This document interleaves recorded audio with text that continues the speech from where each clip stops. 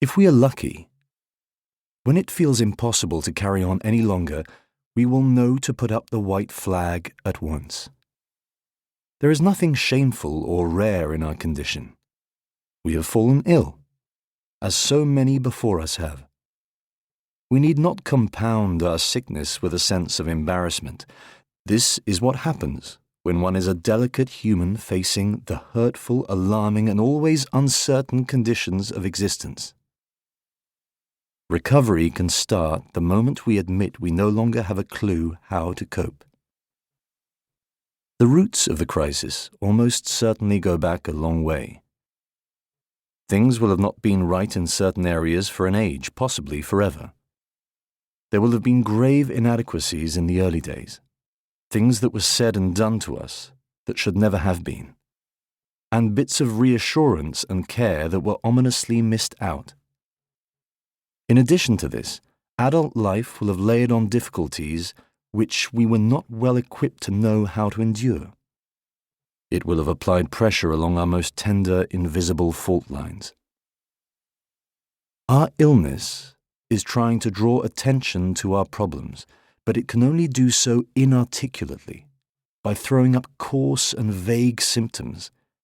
It knows how to signal that we are worried and sad, but it can't tell us what about and why. That will be the work of patient investigation over months and years, probably in the company of experts. The illness contains the cure, but it has to be teased out and its original inarticulacy interpreted. Something from the past is crying out to be recognized and will not leave us alone until we have given it its due. It may seem, at points, like a death sentence, but we are, beneath the crisis, being given an opportunity to restart our lives on a more generous, kind, and realistic footing.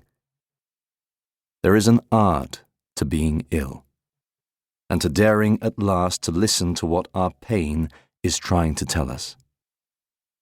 Mental health is a miracle we are apt not to notice until the moment it slips from our grasp, at which point we may wonder how we ever managed to do anything as complicated and beautiful as order our thoughts sanely and calmly.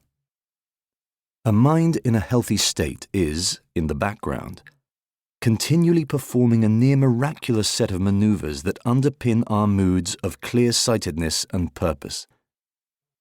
To appreciate what mental health involves, and therefore what makes up its opposite, we should take a moment to consider some of what will be happening in the folds of an optimally functioning mind.